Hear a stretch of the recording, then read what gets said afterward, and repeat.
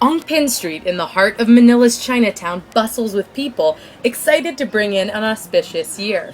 I wanted an inside look at the cultural fusion that formed this distinctly Filipino Spring Festival, or Chinese New Year, as it's called here. On the eve of the holiday, I took a journey led by my stomach eating my way around Benundo's Old Manila. We have had interaction between Chinese and Filipino culture for the longest time, and I think that's very evident when it comes to the food. We have a very typical Chinese immigrant pastry called hopia, which traditionally came in mung bean flavor, or munggo as we call it. But now we have local varieties like ube, which is purple yam, or pandan, which is like a leaf. Through that change in filling, you see the melding between the Chinese and Filipino elements that we distinctly call today as Chinoy. That's our tour guide, Ivan, a fourth-generation Chinoy.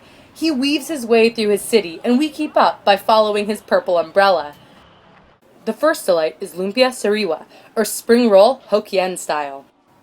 Ivan explains that when spring comes in China, the veggies packed in this roll are ready for harvest, making the roll very popular in springtime, hence the name.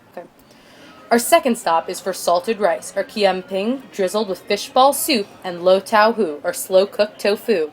All Hokkien treats, since the majority of Chinese immigrants to Benondo come from Fujian, pronounced Fujian in colonial English. The streets stir with bright colors like red, round shapes, and fresh fruit.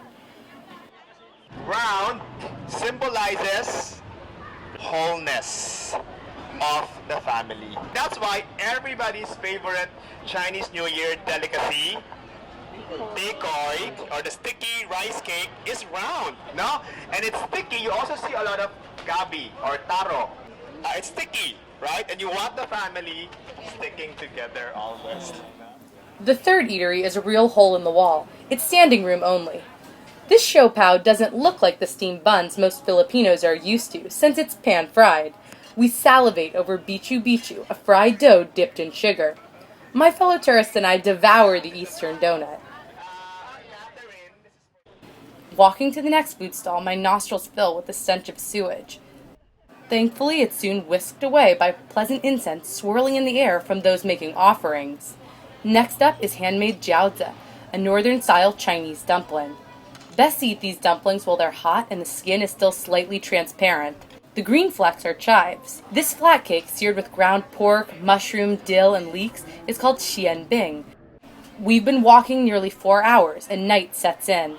On the way, a surprise: lion dancers. They're as entertaining as dragon dancers, but slightly smaller. As the director of the Confucius Institute explains, the myth of Chinese New Year begins with the evil monster Nian, who would terrify villagers during the lunar month. One day people found out that the Nian feared the color red and the sound of firecrackers, and so they all wore red, lit firecrackers, and even lit up lamps. From then on, the monster didn't dare to come back. The practice stopped, and many years after, so did the Chinese New Year tradition. Our final treat is all-you-can-eat hopia, red envelopes with a monetary reward, and a lesson. 1, 2, 3. Gong Hei Fat Choi is Cantonese for Happy New Year, so Ivan teaches us the Hokkien.